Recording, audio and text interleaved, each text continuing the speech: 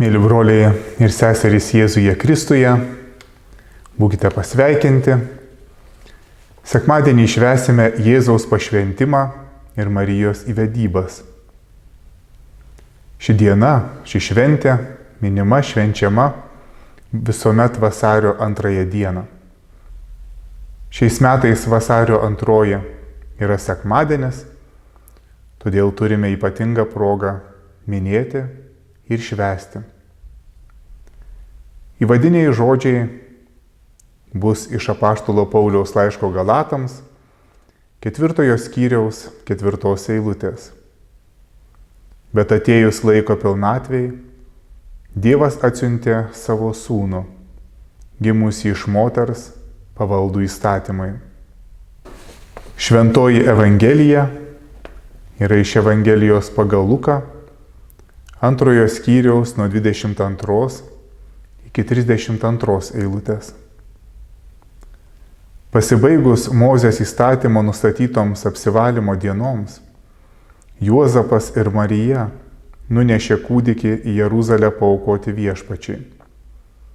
Kaip parašyta viešpaties įstatyme, kiekvienas pirmgimis berniukas bus pašvęstas viešpačiui ir duoti auką, kaip pasakyta viešpaties įstatyme, porą purplelių arba 2 balandžiukus. Jeruzalėje gyveno žmogus vardu Simeonas. Jis buvo teisus ir dievobaimingas vyras, laukiantis Izraelio paguodos. Ir šventoji dvasia buvo su juo. Jam buvo šventosios dvasios apreikšta, kad jis nemirsęs, kol pamatysės viešpaties Mesiją. Šventosios dvasios paragintas, jis atėjo dabar į šventyklą, įnešant gimdytojams kūdikį Jėzų, kad pasielgtų, kaip įstatymas reikalauja. Simeonas jį paėmė į rankas, šlovino Dievą ir sakė: dabar gali, valdove, kai buvai žadėjęs, leisti savo tarnui ramiai iškeliauti, nes mano akys išvydo tavo išgelbėjimą, kurį tu parengei visų tautų akivaizdoje, šviesą pagonims apšviesti ir tavosios Izraelio tautos garbę. Su Simeonu jau mes susitikome visai neseniai ir dalį girdėtos Evangelijos skaitėme pirmą sekmadienį po Kalėdų. Šiandieną mums vėl yra puikia proga atsigręžti į kai ką labai svarbaus. Kaip žinia, kai kuriuose tradicijose, daugelie bažnyčių, tą dieną yra šventinamos žvakės, ir ši diena yra susijusi su šviesa.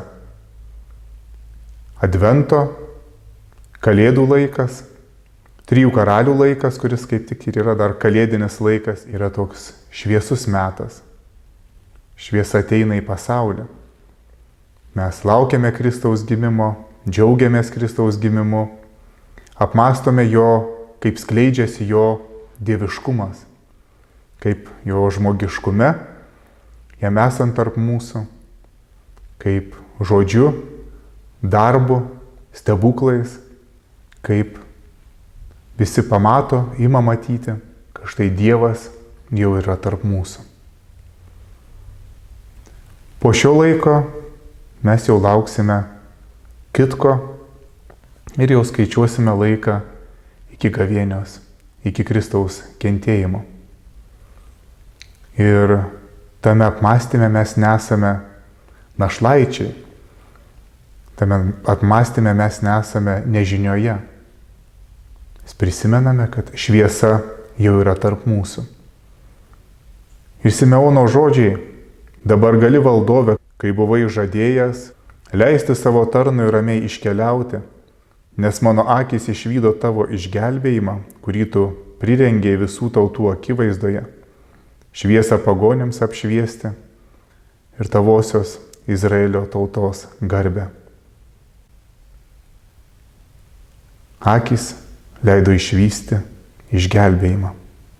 šviesą pagonims apšviesti. Taigi ir mes, krikščionys, žinome, jog mes esame tos šviesos apšviesti. Ir Kristaus šviesa nepasitraukia, nes kol mes minime jį, kol švenčiame šias šventes, mes žinome, kad Kristus yra tarp mūsų. Ir tai mums yra nuolatinis priminimas. Kristus įžengdamas, įnešamas į šventyklą, ant mergelės Marijos rankų išpildo įstatymą. Marija išpildo įstatymą. Nors jai nereikia jokių nuplovimų, apsivalymų, kitų dalykų. Bet ji parodo paklusnumą Dievui. Ir nešdama šį kūdikį, ji parodo, jog ji pasikliovė iki šiol. Ir mes žinome, kad ir toliau tai bus, pasikliaus vien tik tai Dievu. Ji ir Juozapas žengia į šventyklą nešini mūsų išganytojų. Širdyje, sieloje, neždamiesi pasitikėjimą Dievu ir nuolankumą jo įstatymui.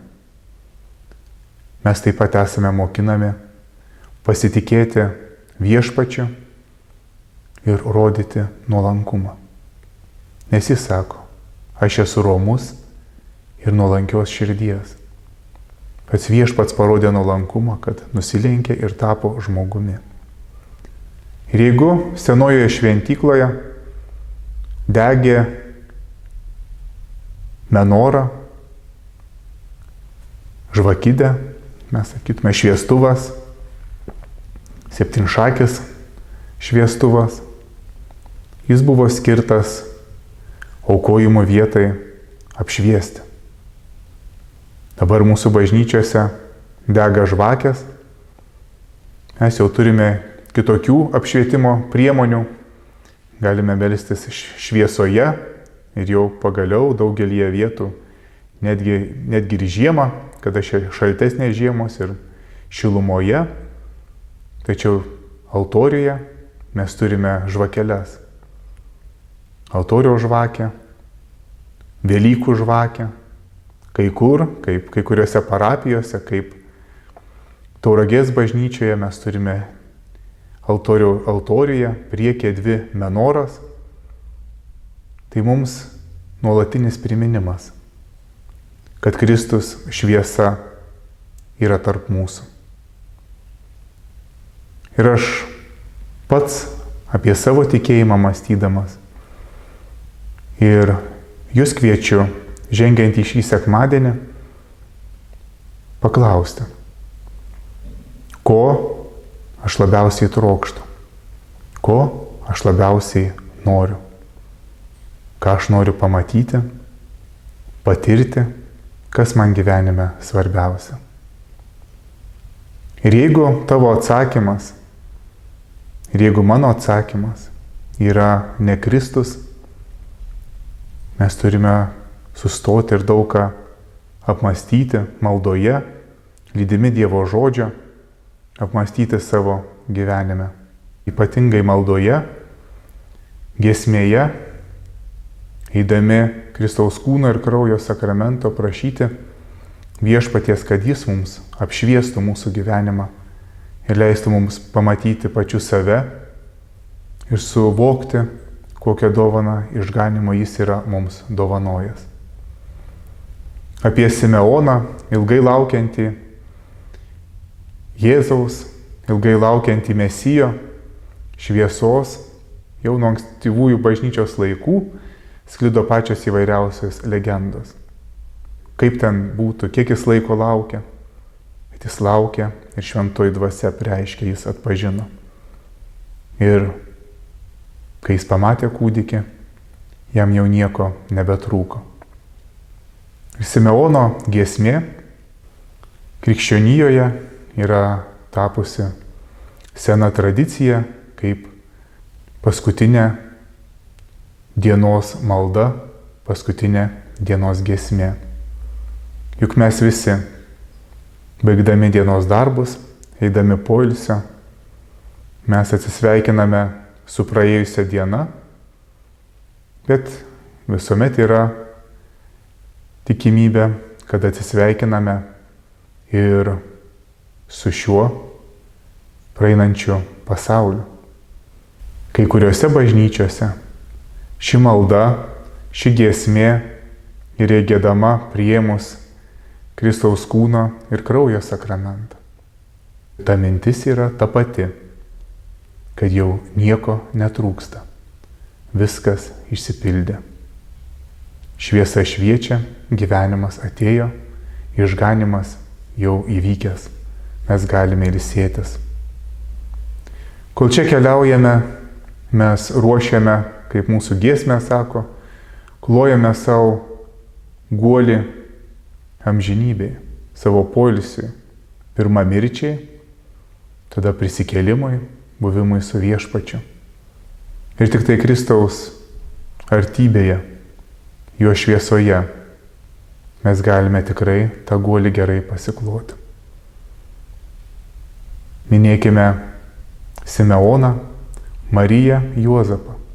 Ir žinoma, visuomet garbinkime mūsų viešpatį Jėzų Kristų, kad mes ir šiandien, ir kiekvieną gyvenimo dieną, ir kai jau reiks atsisveikinti su visais šio laiko pavydalais, su šio pasauliu ir žengti į amžinybę, kad mes ramiomis sielomis galėtume ištarti: dabar gali, valdove, kai buvai žadėjęs, leisti savo tarnui ramiai iškeliauti, nes mano akys išvydo tavo išgelbėjimą, kurį tu parengei visų tautų akivaizdoje.